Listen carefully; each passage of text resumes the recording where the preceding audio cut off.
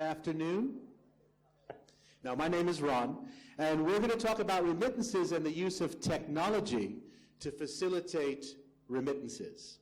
I'm going to just briefly introduce the panel, and then they'll say a few words about themselves. To my direct left is Nitish Narayan. He is a manager at MicroSave. Next to him is Irma Cosico, who is the Chief Executive Officer of ASCII Global. ASCII is a microfinance institution in the Philippines, and she's based in Singapore working with Filipino migrants. To her left is Franchette Chinquanco Cardona, who is the Product and Marketing Director for Wing. Wing is based here in Cambodia and is a digital money transfer organization. And then finally, at the far end is Juanita Woodward, Principal Consultant at Connected Dots and Country Director for World Remit. So what I'll ask you to do, starting with Juanita, is just say a few words about your work, and then we'll go into our talk show format. Okay. Good afternoon to everyone. I hope you can hear me okay. As you can probably hear my American accent, but I have been living in Singapore for the last 25 years, working across the Asia-Pacific region. So I've been in the payments industry actually for 30 years, the last 10 being focused specifically on remittances. In Singapore, I have worked for Eurogiro. Some of you may know that network that brings together postal operators for international payments. And I currently am principal consultant of Connecting the Dots, which is a consultancy focused on helping fintech startups as well as financial services companies look at the payments and remittances space. I am now representing World Remit. If you are not familiar with World Remit, it's one of the, I'll say, new players in the remittance area. New meaning 6 years old. It's a UK-based company that now can send from 50 countries and actually receive remittances into over 120 countries, all done on a mobile phone. And last, I'm very privileged to be part of the UNCDF Shift Investment Committee. So that's my background, and look forward to telling you more about remittances today. Thank you, Juanita. Let's move on to Franchette, please.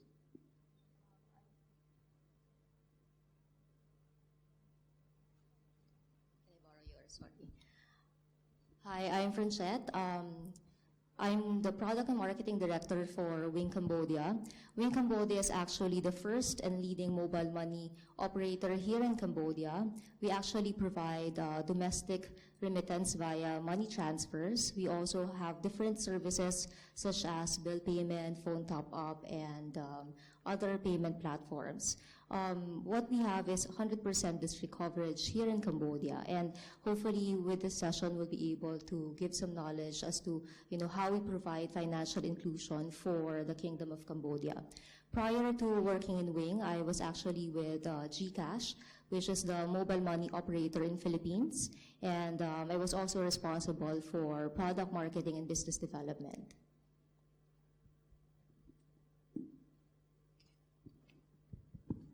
Good afternoon. I'm Irma Cosico. ASCII or ASKI is a 30-year-old microfinance institution in the Philippines. But ASCII in Singapore is a training center for migrant workers. So we started with Filipino migrant workers, and we are now expanding to other nationalities. We are also in Hong Kong, and pretty soon we will be opening our courses for the Bangladesh construction workers and the factory workers in Singapore. We will also be training the seafarers. So we have gathered enough evidence that there is a direct correlation between financial literacy and access of financial products and services, but this is through anecdotes and testimonies. But currently there is an RCT, a randomized controlled trial studies that's currently being conducted in the Philippines to validate this correlation.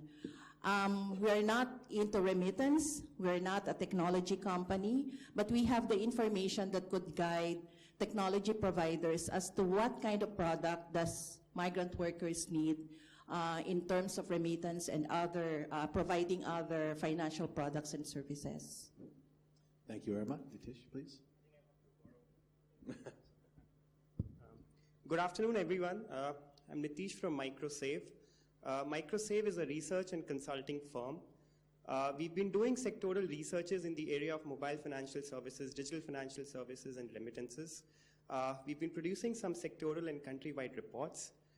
We are also supporting a consortium of MFIs who have recently promoted a domestic remittance company in the Philippines.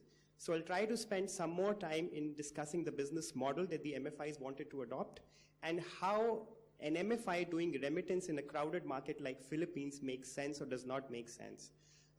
In terms of technology, I'll spend some more time in discussing the technology that the domestic remittance company has adopted and why it has adopted and what are the challenges with that. And then we'll also try to look at some of the behavioral researches that we have done in countries like Bangladesh, Uganda, India, and the Philippines. We're trying to understand remittances both at the senders and the receivers end from a behavioral lens and standpoint. And in the morning, I think somebody spoke about the value chain and also the customer journey that people have to go through in adopting mobile financial services / digital financial services and / OTC remittances.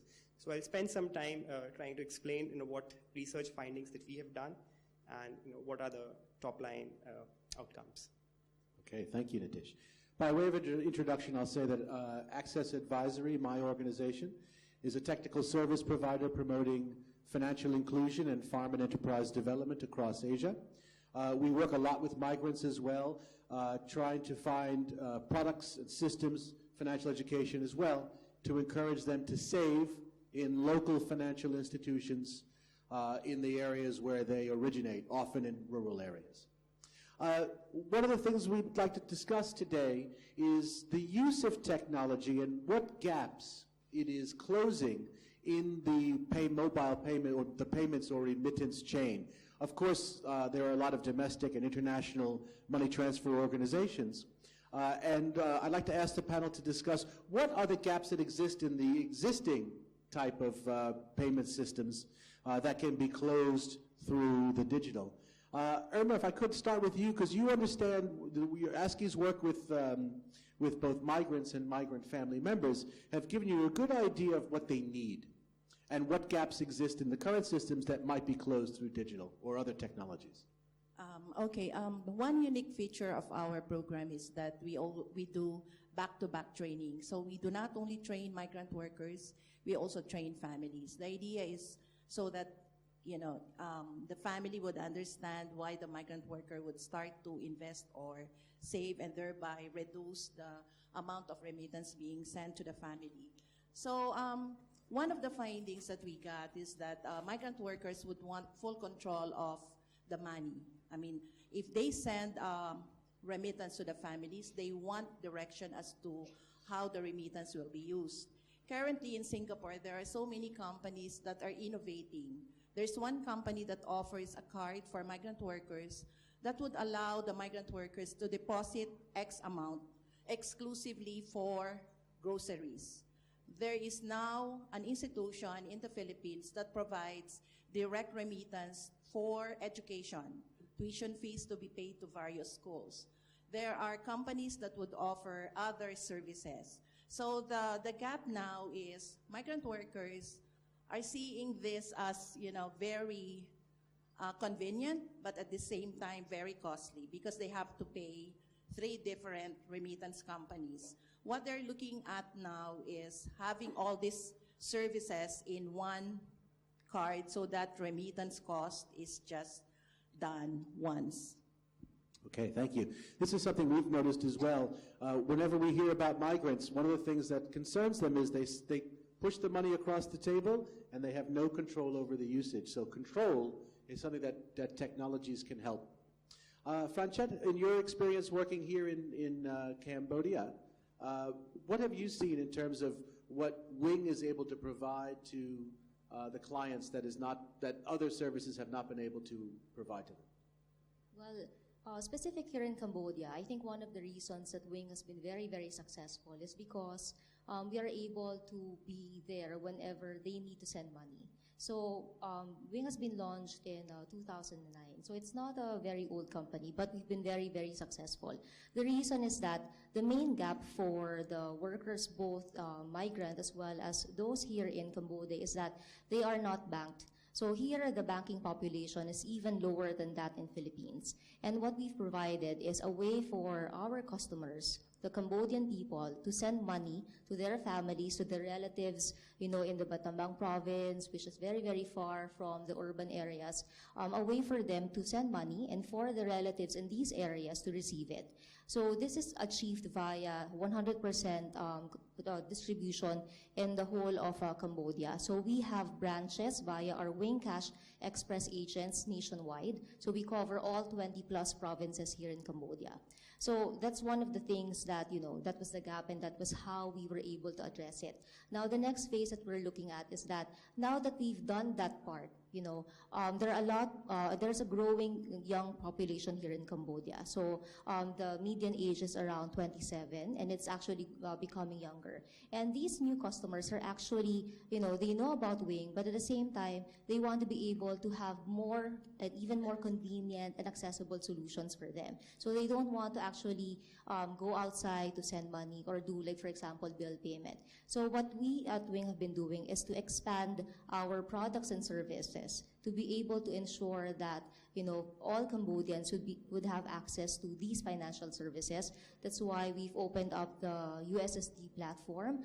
We've actually recently launched our Wing mobile money app.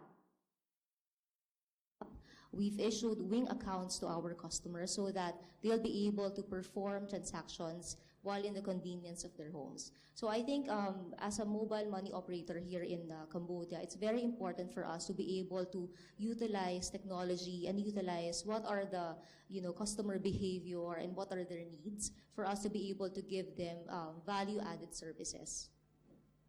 And especially if most of your clients, at least on the sending end, are young, then, which is the case, right? Then presumably a suite of services that's very technology savvy will be interesting and attractive to them. Juanita, how about you? When we think about the use of technology versus existing systems for transferring money, either within a country or across borders, where is the technology adding value that doesn't exist in current systems? I think we're finally at a tipping point with mobile payments, and to me that's really exciting. It can bring down cost. Right now, the World Bank estimates that for international remittances, the average cost is still about 7.4%. There's a goal to bring that down to 3%. And actually, if you think about it, how could you bring down a cost to 3%? That can really only be done with digital systems, where you're paying digitally and receiving digitally as well. So in terms of being able to pay off the phone, it can be a cost savings for people, also an incredible time saving for people as well. Irma and I are both from Singapore. We have many remittance companies in Singapore, but it really remains still a cash business. And we are seeing changes, I think, that will take place in 2016 in Singapore as a sending country. But today, workers have to take time off, maybe an hour to queue, to go down to either Lucky Plaza or Little India to remit payments, and it's still mainly in cash today. This is one thing we've seen with migrants. One of the hardest things about migrants is they have no free time, maybe a day. And in that day, they want to take care of whatever errands they need to do, see their friends, maybe try to relax. And they also have to go and send money, right? So a convenient way to do that so they don't have to waste that time, at least an hour a day every time, right? And I just want to bring up the point in terms of the service that they choose. Payments is interesting because it involves a sender and it involves a receiver.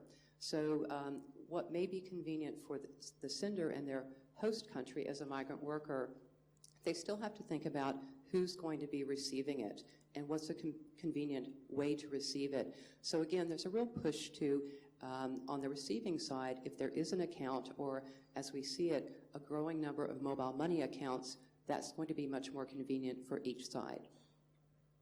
I'd just like to turn to you, especially your work in the Philippines.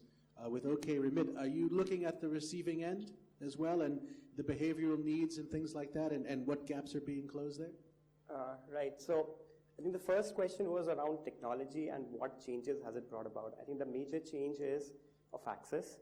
And then the second thing is that something which was happening informally is now at least happening formally through a technology solution. Now the bigger challenge is how do we move from over-the-counter remittances to a proper mobile financial services. And this is something that we are looking at. Now the advantage which remittance, government-to-people payments and wage payment offers is that the inflow happens in digital format, right? Which is the biggest advantage which these services have. If you look at mobile money, there needs to be a cash in and there has to be a cash out, right? Unless and until we have a completely cash-light or cashless ecosystem. Till the time we don't have, there has to be both the transactions, cash in and cash out. Now what remittance offers is that the cash in is done by somebody else and the receiver gets the money in digital format, right? So one step, which is loading money onto a wallet, is eliminated from the receiver's end. Now the challenge is for the mobile financial service provider to ensure that the money remains in the mobile network / payment systems ecosystem, which means creating as many use cases as possible so that the money is not required in cash form. It is used in digital format, right? So the most easiest, or say, let's say the one which is very attractive use case is utility bill payments, right? So if you see that there is a remittance provider, they will almost invariably have a utility payment solution so that the money that you get in digital format can now be used to pay utility bills at the receiver's end. Now going back to the example in the Philippines, now Philippines is a very overcrowded remittance market. While it has a very vibrant international remittances, the domestic market is also very competitive. And if you look at the nature of providers, it's a mix of mobile network operators, mobile money players like GCash and Smart Money, which are huge. Then you have a network of pawn shops with 2,000, 4,000 outlets, logistics companies like LBC, which have around 3,000 to 4,000 outlets. So when you are in such a crowded space, the issue is about finding where are the white spaces. And we had these discussions with the MFIs that we worked with. So the MFIs that we work with largely work in smaller municipalities, let's say grade 4, 5, and 6 municipalities, the socioeconomic classification. So the idea is to set up this company to act as a payout service provider and partner with as many service providers at the send-in end, which means that you have strategic tie-ups for international remittances. At the same time, you also have strategic tie-ups for remittances going in from Manila to different provinces in the country. And the MFIs would largely act as the hub for the agent network that they would eventually set up. So right now what's happening, that there is a mobile application which is available. The remittance company also has a web portal which can be accessed to the branches. So right now remittances can be done from the branches and also through mobile applications which is carried by the field officers in the areas that they serve. But this is level 2. What we are looking at is to actually set up agent networks with support of the MFIs in the areas which they serve. Now the question is why MFIs and why not anyone else? The reason being that the MFIs have the best knowledge of the community. The agents might come up from their customers. It's not necessarily that they have to go out and find customers from outside the universe. The agents might be from their universe. Because they've had a credit relationship, it is very likely that they know what will be the liquidity position for that agent, right? We've seen that in agent network management, liquidity is the key because most of the cases, whenever there are high value transactions, when I say higher value, it means around 40 USD. In most of the cases, those transactions are denied by agents because of lack of liquidity. So what we are trying to do is trying to create a niche, establish that remittance company as a payment service provider, focus on setting up an agent network, which is going to be managed by the MFI, but the technology support would be provided by the remittance company, and eventually, when we are relatively mature, get into payment space. So the idea is that the money which comes in digital format should stay digital. So as the MFI, it also has a good relationship with a number of businesses, the SMEs and the MSMEs in the areas. So can we have strategic partnerships so that terminals, POS terminals, app-based solutions can be put up in certain merchant outlets where our customers frequent. This is another challenge which we kind of looked at, and we just felt that carpet bombing of merchant terminals is not the answer. The idea is to try to understand what is the financial household management practices which is adopted by the MFI clients. So for example, we did a study with the MFI clients of ASCII and another MFI, TSKI. We found out that remittance money was used largely for three purposes. So one was celebrations, second was buying clothing, and third was a certain portion of it was set aside for house repair. Philippines being a highly consumption-led economy, and generally people spend a lot, the immediate use case that we see is that how do we use that digital wallet that we are going to bring in for e-commerce transactions? Largely what's happening is that e-commerce is restricted to people who own credit cards and use credit cards, and secondly, for the e-commerce providers who offer cash-on-delivery services. Now, the cash-on-delivery services is a huge problem for e-commerce companies. They would like to avoid it. And especially in rural areas where access is a problem, cash-on-delivery is a strict no-no for most of the e-commerce companies. So we just tried to look at what are the possible strategic relationships that the remittance company can have so that people who would like to buy certain items can be bought using the money which is already there in the digital format. So that's one. The second is that people would also like to use that money for investment, right? And that investment in Philippines at least is mostly for stocking up their stores or let's say buying a refrigerator for their store again.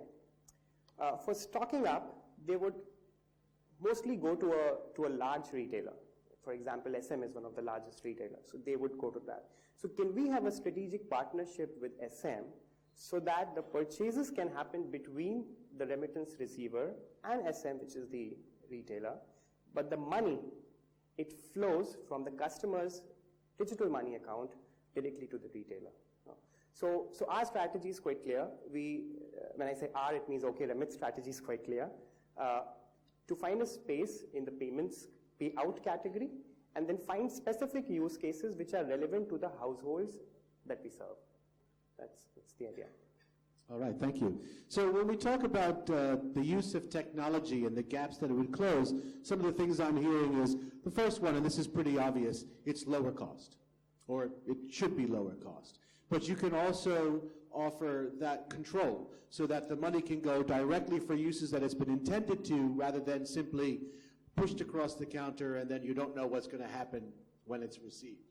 You can link to other financial or non-financial services, payments, and things like that. I'd like to ask a question about if there's a gender dimension to the needs here. Obviously, when we talk about remittances, whether they're domestic or international, it's often within a family, and that means either a woman is sending it or a woman is receiving the money. And when we think about this, Irma, for you, when you think about the needs, do we see a specific need that's gender-specific for some of the migrants or the recipients? Okay, most of our students are females. 95% of our students are females. And when they remit before the course, 100% is sent to the family, not through the spouse, but maybe through the mother or daughter.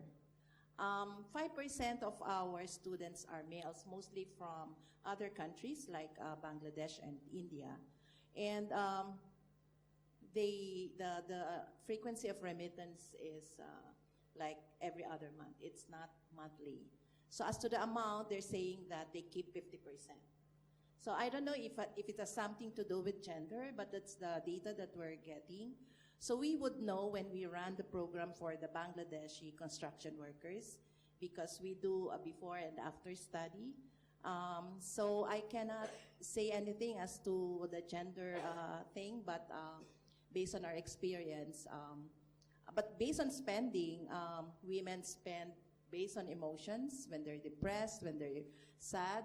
But men, I mean, I'm talking of the migrant workers, but men tend to keep their money for a purpose. For a purpose. In the case of Wing, I guess a lot of your clients are garment factory workers. So are most of your senders also female in Cambodia? Well, about 60 to 65% are actually female. And it's actually surprising because we would probably think normally males would be the ones sending back to their families. But majorities are actually female. However, what we've seen is that women are more entrepreneurial. They are the ones who, when they have the money, yes, they might do some emotional spending and shop away, but they are also the ones who are looking into possible business opportunities. So how we've done it for Wing is that we do provide business opportunities to our customers via Wing Cash Express outlets. So this is a person who would set up a partner with us, and we see that partnership is very important because we help provide a livelihood for them. So what we've tried to do is that, because we see that there's a lot of these women sending, as much as possible, whenever we do our on-the-ground activations or when there are opportunities to sync up with these communities, we try to offer business opportunities for them. So they learn not just about sending money and learning about what to do with the money once it's sent to their families or once it's in their Wing accounts, but also look at, being a payment or a livelihood opportunity for them as well. I'm glad you brought that up because, as you mentioned earlier, Wing is still relatively new. And one of its key success factors here has been its massive outreach in the rural parts of this country. Now, what Nitish was talking about was partnering with MFIs to create that network. And I know that in the case of Wing, you do have partnerships. But is that the main way you've been able to expand so quickly, or do you offer this sort of entrepreneurial opportunity, and that's how you've gotten outreach in such a broad space? Actually, we do have partnerships, but in the early stages when Wing was setting up here in Cambodia, we really tried to look at what was the gap in terms of sending and receiving money. So it was really, access to financial services. So what we've done is actually, we try to widen our agent network. So we wanted to make sure that we are present in all the provinces in Cambodia.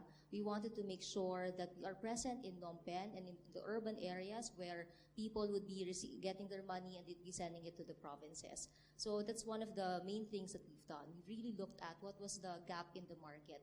But at the same time, what we are doing is actually partnering also with different institutions. So like, for example, it can be our corporate payroll partners, it can be SMEs, because we want to be able to be there to provide the money transfer as well as other services such as payroll. So I think this whole payment ecosystem helps us. It helps us in growing the financial inclusion in Cambodia. At the same time, we are happy because we are able to also help Cambodians in terms of being able to have access to financial services and being able to know how to use these financial services. Yeah, just going back to the gender, I think the UNCDF report on Women on the Move, I think it brings out very important points, which can have an implication on the design of products. So it clearly identifies two categories, right? So women who are migrants themselves, relatively younger than the remittance receivers, and then women who are receiving money. These are very clear segments, and there is a clear usage pattern. So the younger remittance senders, they are largely sending more of the money to the receivers, right? And in the case of male senders, as a proportion of the income that they earn, they are sending less than the women on the other hand. So it's a question which is more around control, right? So the man would like to have greater control about the money that he is earning. Now, how the money is being spent, that's another question, right? But at least how much should be with him and how much should be with the receiver. In case of women, they have very clear goals, and the report also kind of points out. So health and education are the two sectors where the women senders like to spend their money. On the other hand, men would like to use the remittance proceeds to buy assets, and these could include land. These could include other high-ticket assets. So the implication is that for the men, there is a need to lump sum, create a product which can create some kind of a lump sum for the man so that whenever he goes back to the country, he has the funds available to buy whatever assets he or she wants to buy. In case of women, It's mostly around identifying the right partners in the health and education sector so that the money she is earning goes to the right person and to the right pocket, right? So it has a huge implication. In fact, in the Philippines, there are some products being tried out. Like for credit cards, you have an add-on card. So what some of the seafarers are getting is a complimentary companion card which can be given to the receiver. And the idea is that you can float money from the receiver, from the income-generating man, and send it to the wallet of the receiver. And you can control how much of the money that you want to stay in your wallet and how much you want in the receiver's wallet. Now, the other challenge is that if you keep money at the destination country, what do you do with it, right? Is it just going to accumulate in the account, or it has to make money out of it, right? So the savings, and in Philippines, the problem is that the savings rate are so low, there is no incentive for people to put money in their bank account. So they would rather like to use it for investment and see whether it makes money or not. And then most of the times we have seen that the investment decisions are not always prudent, right? So the general lack of attractiveness of savings, lack of understanding about investment options and the risks associated with those investments are the areas where technology and remittances company can work together. And how we foresee it for OK Remit is that for most of the customer segments that we work with, there's absolutely no digital footprint, which means that whatever transactions that they do, it's mostly cash. So we have no idea about the nature of transactions that they do. By offering a payment service, at least we will have a sense that when is the money coming to the wallet, when is it going out, at what frequency, and where. And then when we have this historical data for at least 1 year, 2 year, can we do some kind of a statistical credit modeling so that in the longer run, we can offer credit first to the supply chain players, which are the agent networks or the agents, and then second, ultimately, to the customers who have a sound and vibrant financial transaction history. So that's it. Okay, thank you. So this is important. Again, we started off the conversation talking about what gaps technology can fill. We've discussed lower cost. We've discussed control. It's come up several times. And now the other one is this access to other financial services. It's fine, it's well and fine that you could send money conveniently and cheaper, but can we leverage that into something else? Get people banked, get people saving, and things like that. Juanita, have you got any comments on this? Yes. No, you do. I wanted to mention and share with you all about an initiative that will be launched in Asia in 2016 by a company called Developing Market Associates. They have an office in Sydney. Developing Market Associates, if you're familiar with the website, has been managing a site down in the Pacific region called Send Money Pacific. And for 5 to 6 years, it has provided remittance cost comparison and has been very important in terms of creating awareness for migrant workers on the options they have for sending remittances. So with the learning from that website in mind, DMA will be launching in 2016 a new site called Savor Asia. I'm very excited about this, you're right. It is focused specifically on migrant workers and aims to help migrant workers in 3 ways. One, to, again, compare remittance cost. And again, this would be looking first across the ASEAN region, including the Mekong region. Now, since we have so many remittances in this part of the world, India, China, Philippines being the highest, it will also include a few other countries and also include the U.S., which is the largest sending country for remittances.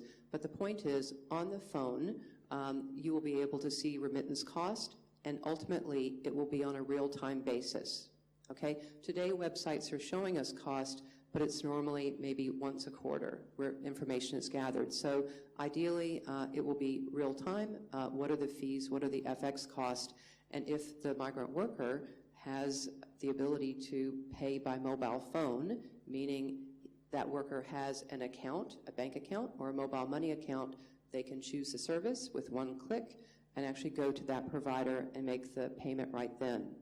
But what's important, as we've been talking about, is actually the migrant worker thinking about all the financial, the all of their financial needs. And so this website will also look to see in their host country what other financial services are available to them. Because what we're starting to see in host countries, different services that are appearing now, and how does that get communicated to the migrant worker? So financial services in the host country, also the home country, because many of the receiving countries now, banks and other providers are looking to provide services for the overseas foreign worker. Maybe it's tying microloans to the steady flow of remittances back, or microinsurance, for example. So very important in terms of letting the migrant worker know what services available to them in the host country, also the home country. And we have organizations in Singapore, for example, like ASCII, who are providing financial education courses. Some of the NGOs are providing savings programs, teaching people how to set up businesses. Again, this is intended to be an information hub. So for the migrant worker in their host country, where can they go and find financial education courses? Last, we have been speaking to some of the governments, and they're very interested to provide on this Savor Asia site some non-financial information that they would like to share with the migrant worker. So 3 things: remittance comparison cost, financial services available and financial education, and non-financial information for migrant workers. I'd like to turn to Irma, if I could, because although you're not using a digital platform at the moment, ASCII is a financial service provider. Are you doing this now? Are you linking remittance flow to access to leverage other financial services, or do you have plans to do that in the future? Currently, there is cross-border microfinancing happening. The natural result of our course is like basic entrepreneurship. During the course or after the course, they would be interested to set up small businesses through their families in the home country.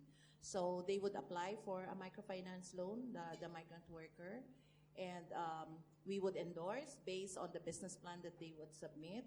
The MFI in the Philippines would assess using the 3 C's, the typical, loan examination that they do. So once they get qualified, then the family would receive the loan and would start to set up the business. Then they become part of the microfinance activity of that MFI. So that is currently happening in Luzon through ASCII and in the Visayas through TSKI. So we form partnership with these MFIs, but the product, the microfinance product, the policies have to be different from the regular microfinance policy, because the migrant worker would get their salary every end of the month. So regardless of when the loan is released, the first payment is due first Sunday of the month. So that's one typical policy that is not commonly done by typical MFIs. Second is the loan size is higher. So they could apply for a loan of between 100,000 pesos. So that's about 2,000 US. So, and then the third one is the migrant worker is the co-maker, but the principal borrower is the family. So our commitment is when we offer the course and they need microfinance loan, or they would be needing training, our partner MFI in the Philippines or in other home country should be able to provide that financial product or service. So in Indonesia, we've done it.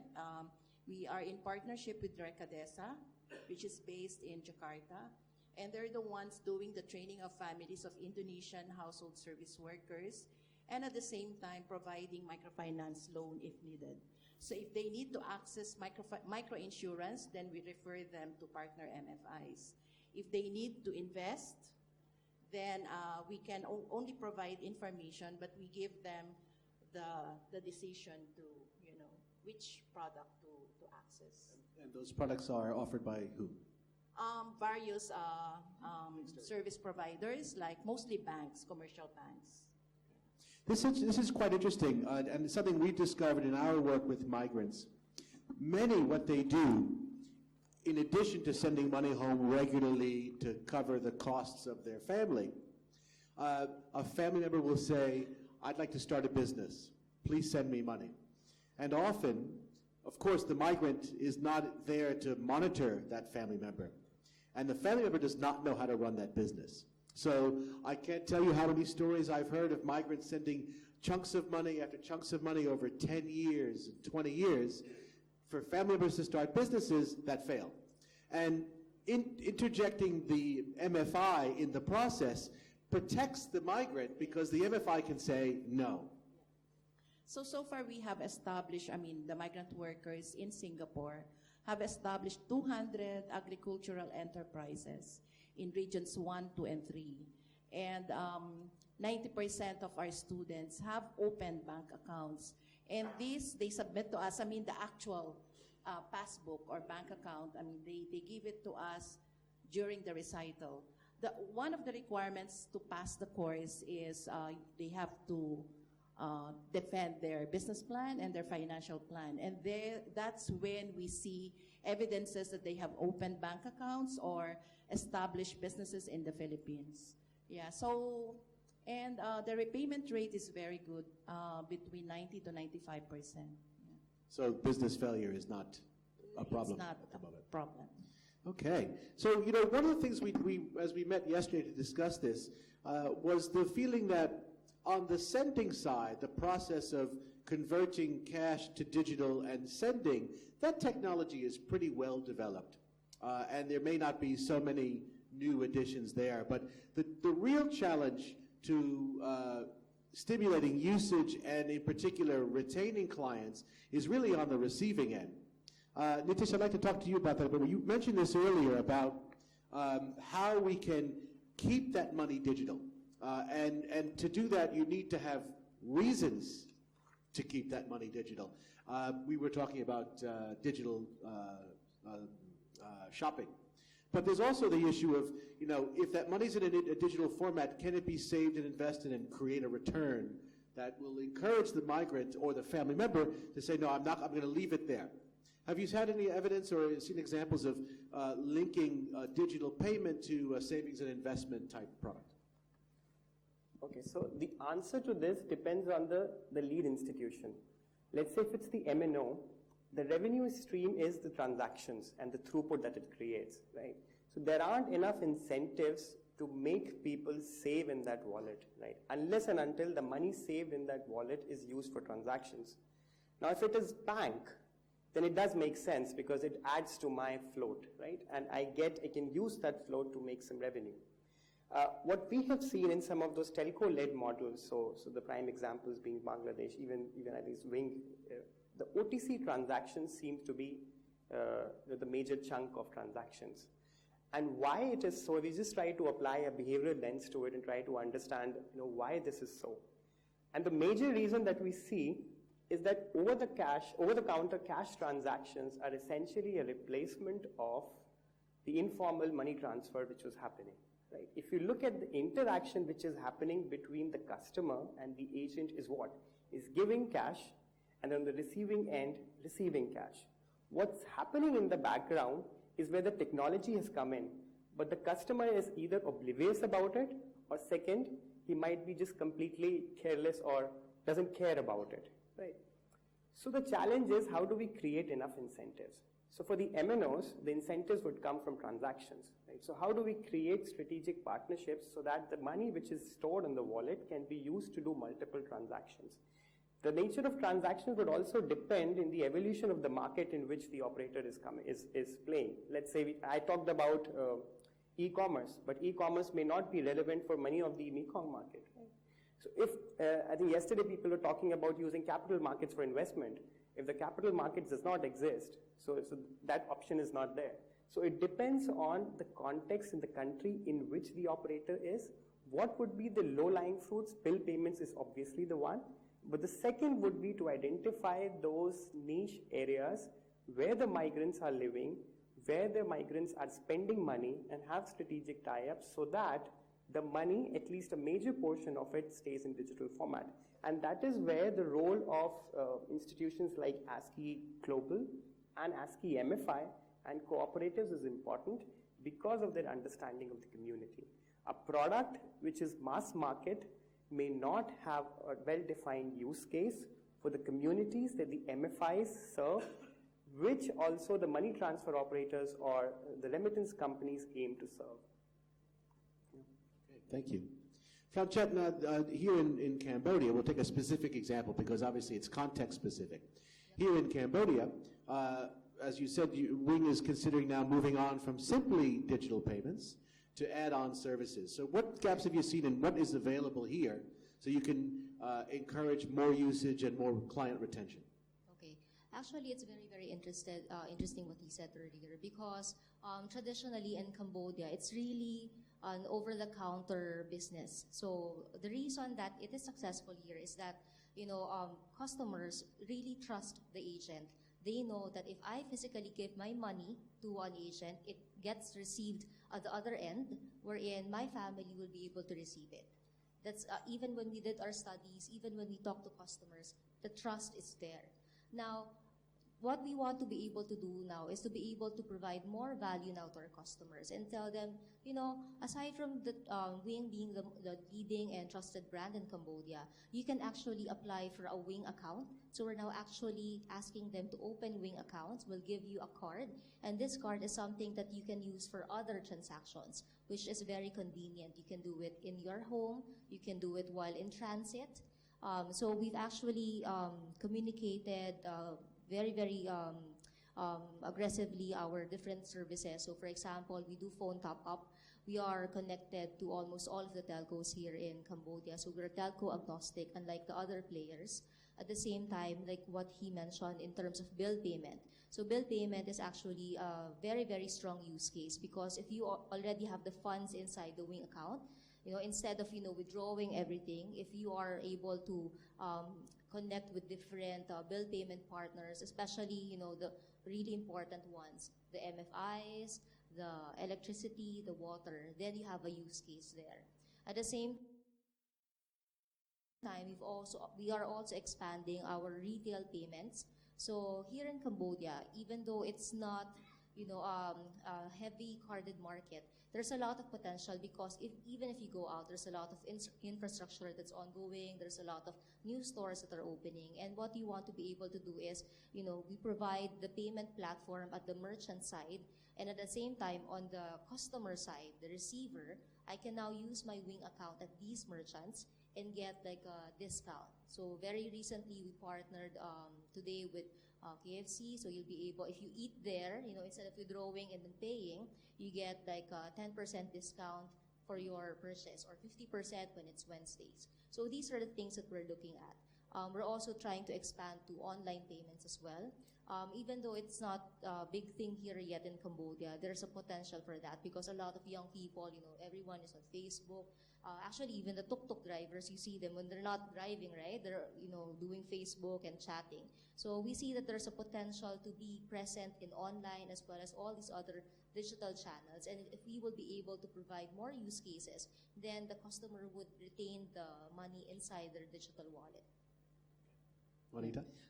Yes, I was just going to make the comment. I think we're still learning, and it's still early days with mobile money.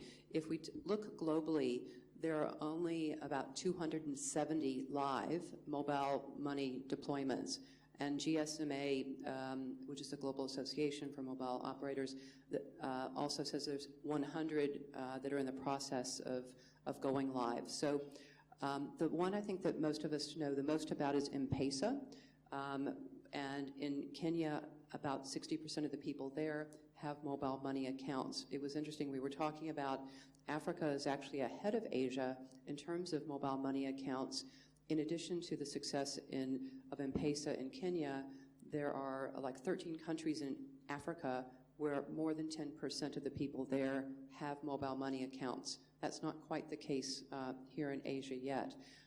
But Smart and GCash have been operating for a number of years in the Philippines, but not, as I can see, really marketing to lower income levels. But what I wanted to highlight is about Bcash, because I think it needs more attention globally. It's been quite a success, and in fact, there are more people with mobile money accounts in Bangladesh than any other country, from what I understand. I think the percentage is about 8% globally of mobile money account holders are in Bangladesh. And I think some of the problems that we've seen in some of the other countries, Bcash did not have from the very beginning. If I can just take a minute to highlight some of those. And if you're not familiar with Bcash, it's a joint venture of BRAC Bank, which is a commercial bank in Bangladesh, which is very focused on SMEs. It started at the end of 2011, so it also is not that old, and yet they have, if my numbers are correct, about 25% of the adult population there has at least tried or is currently using the Bcash services. In fact, I hope I have my translation correct. The number I picked up in terms of the volume on a daily basis going across the Bcash system was 400 crore in taka, which I think I've translated to 50 million US dollars, and that's on a daily basis. Okay, so very high traffic in a very short period of time with high usage. But if I look at other countries, from the very start, Philippines would be an example, there was not interoperability across the mobile operators. From the very start, Bcash had interoperability across 4 mobile network operators, and I think that was incredibly important. If I was using one mobile service and you were using another, I still could send you a payment, okay? The other thing that I think is very important is they really took a very human-centric approach. The registration process is very fast, it's very easy. The pricing was very affordable. It made sense for very low-value transactions to go across that network. And in terms of access, they have, I hear different numbers, but the number that keeps popping up and is the highest is about 500,000 agents across the country. In order for people to trust putting money onto the mobile wallet, they need to feel assured that there is an agent close by where they can get the money if they want it, or in fact top up and put money onto that account. So I think a few things in terms of interoperability, in terms of the agent network, in terms of ease of use, and the trust that they have built with their clients, and then people really seeing the benefit of being able to send money by mobile phone without having to travel to do that. Thank you. I want to stay with you, Juanita, because one thing we discussed also is we often, when we think about this kind of service, we're targeting the remittance sender. And you're sensitizing the remittance sender. And you made a very interesting comment about sensitizing the employers, because they have a role to play in encouraging people to use this kind of service. Right. I mean, we keep talking about mobile banking, but where does it all start in terms of people opening an account or money getting into that account? So in fact, I'll raise 2 points. One is, as we're saying, with the employer. In fact, I'm working with a client in Singapore, and his whole model for migrant workers is starting with talking with companies that hire a lot of migrant workers in Singapore. Their payroll will go into an account from the very beginning. Bcash also has that service where salary is being paid onto an account.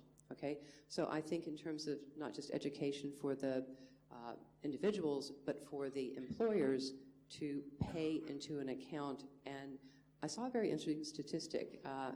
In ASEAN, only 30% of people are being paid a salary into a financial, into an account. So that's 70% of the people who are not. So I think that can be increased, but also many of the countries now, as they're handling social benefit payments, government-to-person payments, they are requesting that payments are no longer being made by cash, but putting together programs where those payments are being made digitally. Thank you. You know, it's something that, this is a financial inclusion forum, and we're here to promote financial inclusion, but if you think about it, most of us are forced to be financially included. Our employer pays us into an account whether we want it or not. Our employer may also withhold some of your income for a pension plan or a savings plan or something like that. So in many ways for us, financial inclusion is done for us. those 70%, I'm surprised even 30%. I thought it would be even lower because so much of the population's in the informal sector where no one's going to pay them into a bank account, right? Nitish, in your case, when we talk about, just lost myself for a second here. When we talk about linking, sorry, I have lost myself for a second. Okay. Jump in for a second while I just clarify. Sure, I think I can just add to that point. That's what I'm going to do. So in some of the countries in the Gulf, they have made it a law that payments to the wage workers in the construction industry have to be done through digital means. Now it's a relatively new idea. So what's happening right now that while people get money on the prepaid cards, there's still a long queue at the ATMs. So what people are doing, and that's where institutions like ASCII Global will be really important to educate senders that when they're getting money in digital format, it doesn't have to be converted into cash and then sent over an over-the-counter transaction. And that's what is happening. So what the banks have now observed, that they are giving money in digital format, but people are queuing up in ATMs, withdrawing it, then they're going to a traditional money transfer operator doing an over-the-counter transactions, when technically they could have just done an online transfer using the ATM itself. Right? So it requires significant customer education, right? The technology in most of the cases is not an issue. The issue lies in customer education and at the same time in defining a clear value proposition. And I think as mentioned in the agenda, so is price really the value proposition? Yes, in a very competitive market. No, in those markets where you have just 2 or 3 players. So if a new player enters at a 1% lower rate, it does take time for the customers to take up that service. And it's primarily because people just do not want to change the way they have been transacting for many years. And that's a bias which every new operator has to address, and has to address through a mix of technology and below the line customer education and promotion activities that have to be taken. That is an investment which might not be very evident at the beginning, but it's an investment that is worth making. Okay, thank you. And I'm glad you brought that up because it was the last line of questioning I had before we open up to the floor, is exactly this issue of financial education and teaching the customers how to use. Now, of course, in our case, when our employer deposits into a bank account or something like that, we're used to it already. So it is supply driven, but we're ready for it. In the case of the people we're talking about, the migrants, it's not necessarily true that they've ever done this kind of service. Irma, you've been working a lot on financial education on both sides. It's a tricky thing. We know it's necessary. We also know it's expensive and difficult to deliver. So how has ASCII and ASCII Global addressed this? Okay, it takes time to really get what they hear in class, get sink in, So, but for the migrant workers, it's a bit different. Yeah. So the point of Nitish earlier, why do they have to queue and get the money and go to the remittance outlet to, send cash to the family? We've asked that to them many times. And they were saying, the feeling of, having that cash, holding that cash before sending it to the family. So it's the psychological thing, They know that it could be made directly, digital, but they're not doing it because, the feeling of fulfillment that they have the money cash on hand, so they would take it to the remittance and send to the family. So, but what is very distinctive in our financial literacy course is that they have appreciated the importance of certain financial products, especially savings and insurance. So once they are done with the course, they are either saving about 40% of their salary. And that's for themselves, they're saying, yeah. And then they're buying insurance for the family, health and life insurance.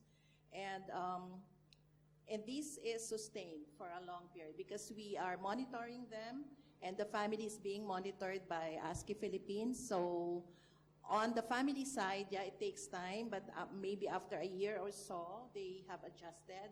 and they start saving. Even the kids are starting to save. So I think it's the key there is the learning materials that you design. So in our case, we are customizing our learning materials, and in terms of academic content, the National University of Singapore reviews regularly our materials. So it's, we are maintaining certain quality because our course is certified by NUS. In the case of Wing, have you coordinated with any organizations to deliver financial education on either the sending or receiving end, or do you plan to? What we do is both. So on our end, what we try to do as much as possible is to educate our customers about how to use Wing, where to use Wing, what are the benefits for you. And then in terms of our partners, so like for example, our corporate and SME partners, we try to work with them because as like the payroll or disbursement facility for the employees, what happens is that the employees are just forced to have the payroll account in Wing. And what we try to do is work with them to have like more training sessions, make it experiential as much as possible, because for a lot of customers, especially for this market, is that if you just give them materials, they will not read it, or they might have a hard time understanding the value of the service to them. So what we try to do is make it as experiential or interactive as much as possible, because when a customer is able to try to perform a transaction, and then they will know that there's the ease of use already. But like what Hitesh and Irma mentioned, it really takes a long time. It's a continuous process. It always entails making sure that we remain top of mind, but at the same time continuously educating our customers about the value and benefit. Because if not, they will forget about it. But the cost of delivering that kind of training is built into your business model. Yes. Okay. Juanita, on your side with World Remit and the other work you've done, have you seen coordination to deliver financial education to promote usage of these services? Okay. World Remit, in terms of in terms of the mobile application, they don't have a mobile wallet, so it is a international transfer service. But in building the product, they wanted to ensure trust, and so a key part was how the service works, starting with clear transparency of cost. And so that's very important before the sender agrees. There's clarity on how much will be received at the other end, so the FX rate is determined on the spot, and there are no other fees in terms of pickup at the other end. So not so much in terms of financial education, but creating a system that can be trusted and is secure. Thank you. Do you have a comment? Yeah, I guess the traditional models of financial education will also have to be relooked, in this context. As she was mentioning, when people have cash, there's a sense of happiness about it. So how can you leverage that happiness to make a sound financial decision?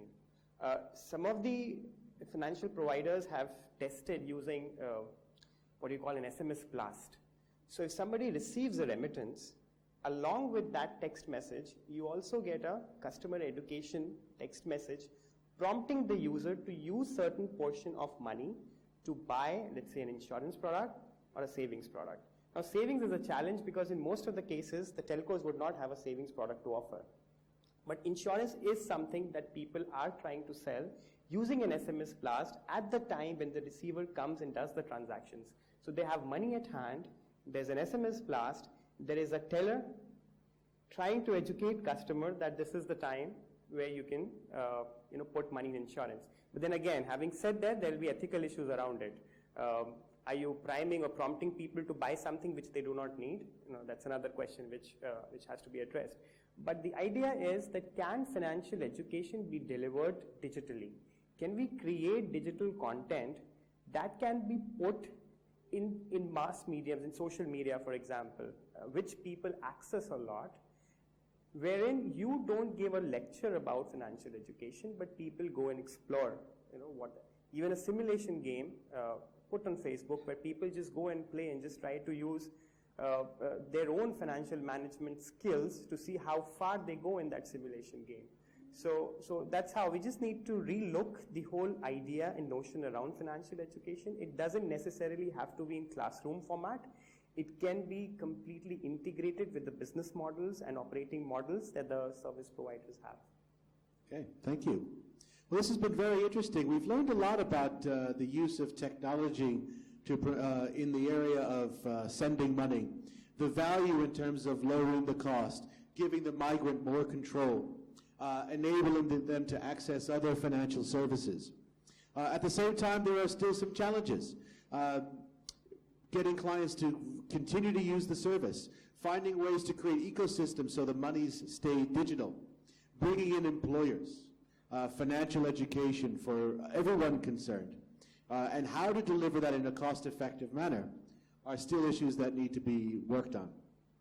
At this point, we have about 20, 25 minutes left, so we'd like to open it up to questions from the floor. I don't know, are there microphones floating around somewhere? There's a hand being raised over there. That's the first question, please. Please state your name and organization and who your question is for. Hi, my name is Valerie. I'm from Maha Agriculture Microfinance from Myanmar. My question is for all the panelists, actually. So I'm interested in finding out more about liquidity mismanagement, or liquidity management, actually. What do you think are the key success factors to ensure that liquidity actually well managed in a growing agent network? Do you want to start? Well, start with Franchetta, then Nitish.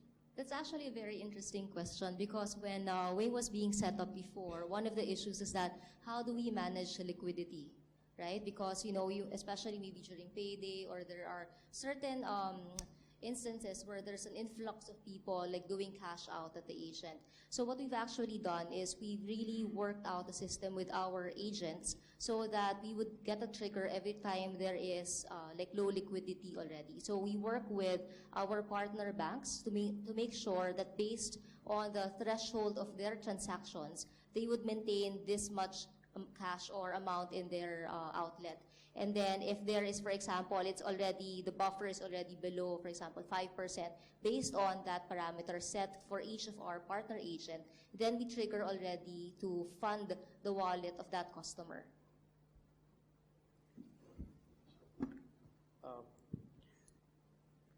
So there are a lot of different functions, which will have an impact on liquidity management. The first being the choice of the agent. Most of the time when people go for carpet bombing of agents, which I call it, so when you go on hiring a lot of agents without understanding whether there is a business case for the agent or not. So you end up recruiting more agents than required. So one is that there won't be enough incentive for somebody who's earning a lot on his or her primary business to take the money out of that business and move to mobile money. The second is how, as a service provider, at the head office level, do liquidity management. So there are patterns always. So there are patterns around the nature of transactions. There are patterns around the volume, frequency, and usage of transactions. Essentially, liquidity management is what? Is transportation of cash. Because digital money anyways is moving, right? What is not moving is cash. From the stores back to the bank, and from the bank to the stores. So somebody has to figure out that liquidity management is essentially a logistics business where the commodity is cash, right? So getting into strategic partnerships which can provide this kind of a logistics is important. And it's not necessary that the service provider has to do it on his or her own. I mean, yes, ideally there should be a proper agent network with a distribution channel. So you have a distributor, you have a retailer, you have a sub-retailer, and there are runners moving between the sub-retailers and retailers. But this can be a challenge because it is very costly. We have seen in some markets strategic partnerships coming in. So, for example, telcos, they are now aggressively partnering with FMCG companies because FMCG companies technically do cash transportation. So they give commodities, they receive cash, the cash moves from the retailer to the distributor, from the distributor to the bank, right? So it makes a lot of sense to partner with these companies so that both of them do what is core to their business. So FMCG companies essentially sell commodities, get money out of it, get cash, and the telco companies can focus more on product design, ensuring that there are enough use cases. Now, the other possibility that this model offers is that the ability to get into supply chain credit. If you have transactions history of the retailers, the telcos, and in some cases banks, can use that transaction history to get into lending. And that lending doesn't necessarily have to be in the area of liquidity. It could be the lending for the core business which the retailer and distributor is in. Although I guess, one way to address the liquidity issue is to try to keep the money digital. The more it's digital, the less cash out you need, the less liquidity management problems you have. All right. Roswell, and then... Hi, thank you. Question again for the entire panel. I'm Roswell from 17 Triggers, by the way. I'm excited to hear you guys talking about different partnerships between different financial institutions, and as we're moving towards financial education, recommending other products and services that might be useful for clients, whether it's within their own country or looking at host country versus home country. I wanted to ask a question about partner selection for that, especially if customers are moving between different financial providers. How does that work? It seems like you could have a sort of open source method where anyone can buy into the pool, or it also seems like there's sort of financial incentives for different partners to be trying to get a place for their product over their competitors in one of those kind of financial education or other product recommendation scenarios. So I'd be interested in the panel's thoughts on how you've managed that in the past. Looks like you've got a comment. Yeah. As we're looking at how to populate this website that I've referenced earlier, Savor Asia, I don't think we're having a problem yet of having too many partners who are offering financial services to the migrant workers. So I wish that was a problem. How else can I say that? I would say an easy example would be how many organizations in Singapore are offering financial education courses specifically for migrant workers. The number is probably about 10 organizations. Again, Singapore's a small market, but limited number of services in terms of bank account and mobile money account right now. But it's not a problem. I look forward to the day we're having a problem where there's so many we can't figure out how to decide who to put on the website. Irma, please. In our case, we have developed certain criteria for partner selection.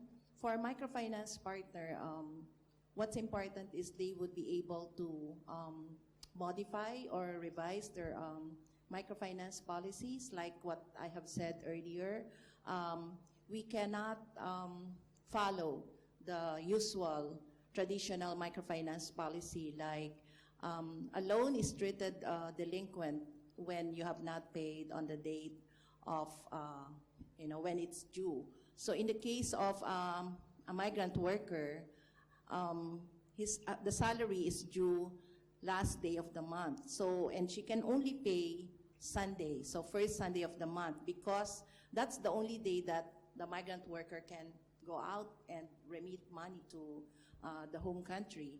Another one is the adjustment in terms of loan size. If they're willing to adjust the loan size because they have bigger needs, they plan to have bigger family enterprises. The third one is willingness to do financial literacy course for the families. So we are supplying the learning materials like the curriculum to the partner MFI, and they're supposed to do the same course for the families in the Philippines. So those are the criteria. So if they're willing, then we would partner with them. So far, we have partnered with member institutions of the Microfinance Council of the Philippines. And in Indonesia, we have selected Recadesa because they have sent their trainers to Singapore to undergo a TOT for 1 week.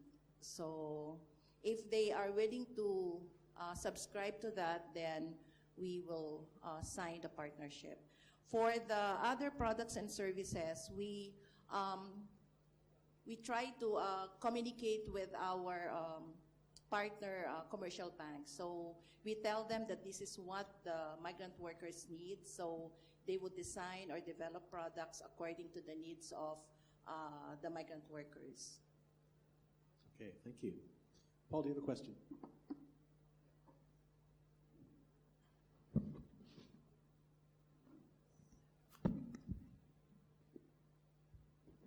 Thank you. Yeah, Paul Lechtenberg with UNCDF. So a question just about the changing face of provision of financial services. And as I was kind of reflecting, I think remittances may be an area where we kind of the early signs of what the future might look like, because it's an area where we see like AMK here, gets into mobile money, or so MFIs can do it, and banks, and there's changes. Old Western Union, the model's changing, and Wing. I remember in the early days, Wing was I remember asking, will Wing become a competitor when I was implementing? No, never. That'll never happen. And now Wing is a specialized bank. So the industry has changed a lot. So my question is, how do you see the changes in the provision of financial services, and kind of thinking, how are things going to look in 5 years as we have telcos kind of getting into banking, and you got MFIs and banks getting into remittances? What will the future look like? Yeah. I'll kick that question. Do you have a crystal ball? Yeah, Okay. We really are seeing today what's called a digital disruption within financial services. And the common talk amongst some of the seminars that I go to is people don't need banks, people need banking. Okay, so we are seeing new services, as you are reflecting, from providers we hadn't seen before, whether they be MFIs, telcos, whatever. In order to keep the cost down, I think we'll continue to see more services provided digitally. Because there has been a profitability issue for providing financial services to the bottom of the pyramid, I think this is very important, this digital disruption that's going on. It allows more services to be delivered going forward. Thank you. Any other comments from the panel on this question? It's very difficult to predict what will happen in 5 years, but I guess there has to be a relook at what the institutions need to do. So, for example, telcos getting into banking. Another question comes, what will happen to traditional MFIs if, say, a telecom company gets into lending, micro lending, because they can do it. Technically, they have the infrastructure to do it. But the thing is that if you look at the evolution of plastic cards, right, they still exist with cash, right? So the coexistence will be there. The idea is how we harmonize it, right? So, for example, in case of the NGO MFIs, in most of the countries, how can we make them modern so that they can reap the benefits which mobile money has to offer?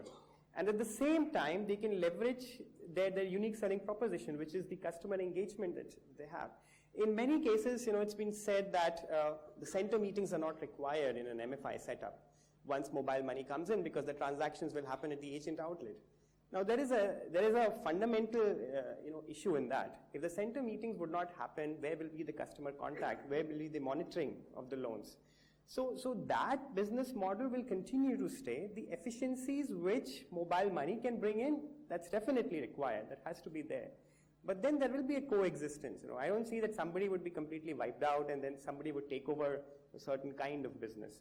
But as you said, remittances, because it has such a high traction value among a section of population, so a number of new players, for example, even a lot of cryptocurrency players are also offering international remittances using Bitcoin and blockchain technologies. Even for that, there is a take-up, because the inherent need for remittances, affordable remittances, is there. So there's scope. One other comment. I think we will see more what are called digital banks, branchless banking. I think if we sit here on this stage 10 years from now, that's one of the things that we'll be talking about. But it does enable the reduction of the cost of services and services for more people. I mean, what we are talking about here today in terms of the agent networks and such still involves cash in the equation. So all the countries are looking for a more cashless society going forward. So I do predict more digital banks coming onto the scene. Thanks, and I'm glad you mentioned that, because the idea that people need banking but not banks, but if a telco is going to be offering financial services, they're going to need to do loan assessment, KYC, risk management, internal audit. So they might not need banks, but isn't the telco going to become a bank or something like that? Because the underlying components of delivering the service are still the same, you know? So in a way, it'll be a digital bank as opposed to a non-bank. I had my back turned to this side. Are there any questions here? Yes, please.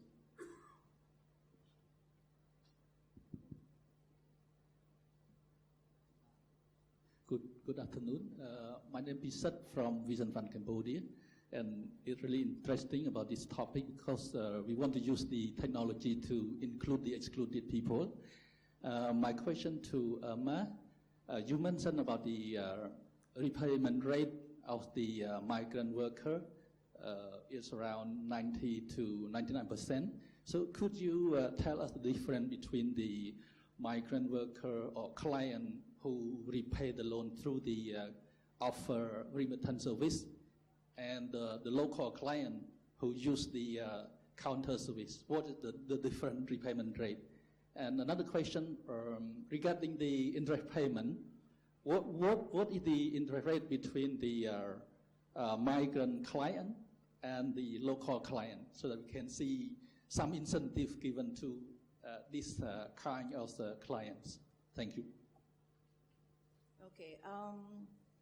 First of all, when the migrant worker applies for a loan, we do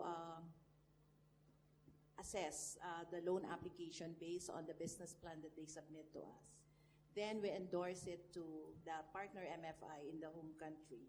So when we assess, we look at the 3 C's, you know, the capacity to pay and, you know, the typical. But when the loan gets approved in the Philippines, the migrant worker becomes the co-maker, and the principal borrower is the family member. The design of the program is such that on the first loan cycle, the migrant worker uses her remittance to pay for the loan. On the second loan cycle, the business would have to pay for the loan. So that's why we're getting a high repayment rate, because, you know, the remittance is, you know, a sure thing. It would come every month to the branch in the Philippines, the microfinance branch in the Philippines. As to the interest rate, we're using the same rate in the Philippines. I mean, whatever applies to a typical microfinance client would also apply to an OFW family. So it's 3% declining. So it's standard. Nothing is special. Okay, thank you, Irma. We've got time for about 1, maybe 2 questions. Any? Yes, please.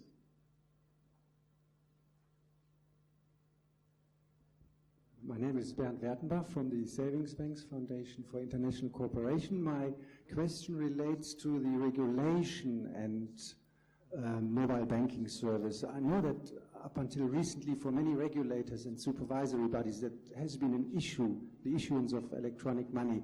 Can we tick that box, or is it still an issue? I know that different countries apply different models. I don't know what your experience is with that.